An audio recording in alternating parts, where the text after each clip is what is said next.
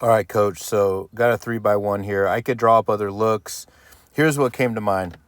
I've run a variation of this, not necessarily this particular way, but just thinking you've got some man answers, you got zone answers, and then you've got the ability to run it. So the quarterback's got to make a decision, really pre-snap, what he's thinking as far as like accessing the man side versus the zone side or match side, really.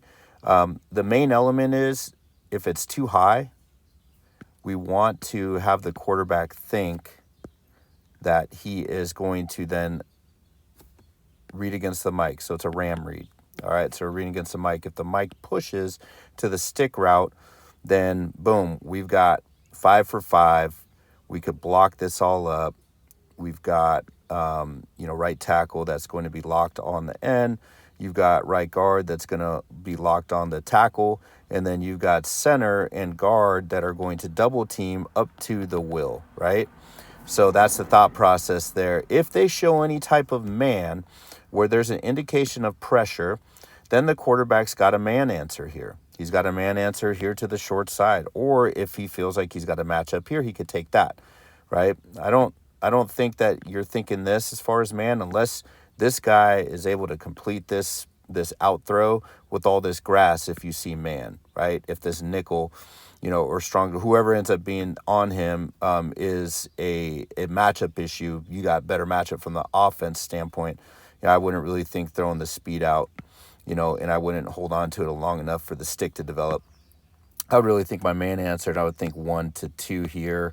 And I would try to throw this route here. That's really the thought, would be the thought to throw that route. If he could throw to the blind spot, great. If the safety goes over the top, we got grass on the back shoulder.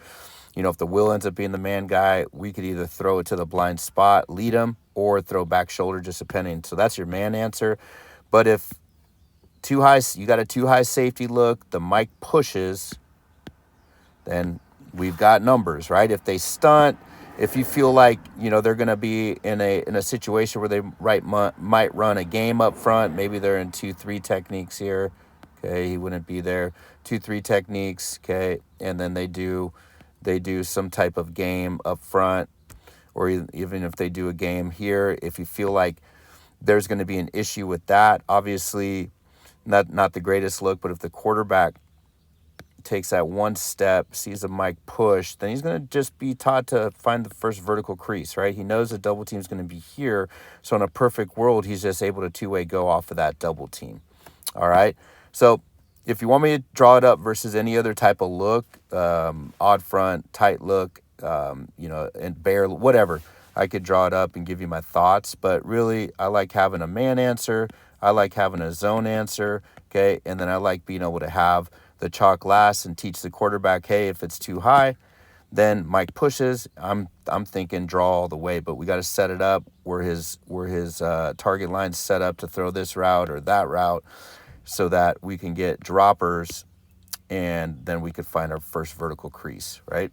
So I think that can be a good play for you. If you go to empty, you can create a lot of issues. If you guys look at Joe Burrow back in 2019, they did a lot of really good stuff where he had answers pre-snap, and he was able to keep the ball and get big chunks of yardage on crucial downs in the run game.